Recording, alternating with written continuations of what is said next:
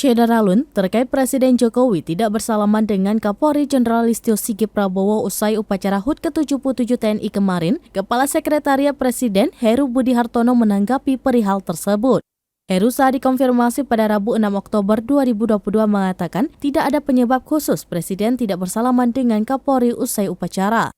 Sebab Presiden Jokowi disebut telah bersalaman dengan semua tamu undangan yang berada di mimbar utama sebelum upacara berlangsung. Diberitakan sebelumnya, Presiden Jokowi tampak tidak menyalami Kapolri usai upacara HUT ke-77 TNI. Peristiwa itu bisa disaksikan melalui tayangan YouTube pada channel Sekretariat Presiden.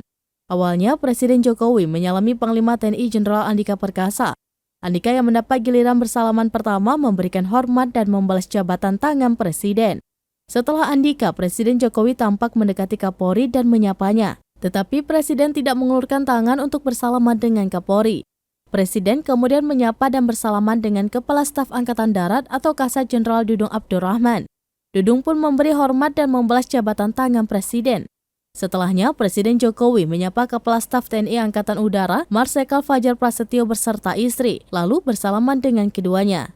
Yang terakhir, Presiden menyapa Kepala Staf TNI Angkatan Laut Laksamana Yudo Margono beserta istri dan bersalaman dengan mereka.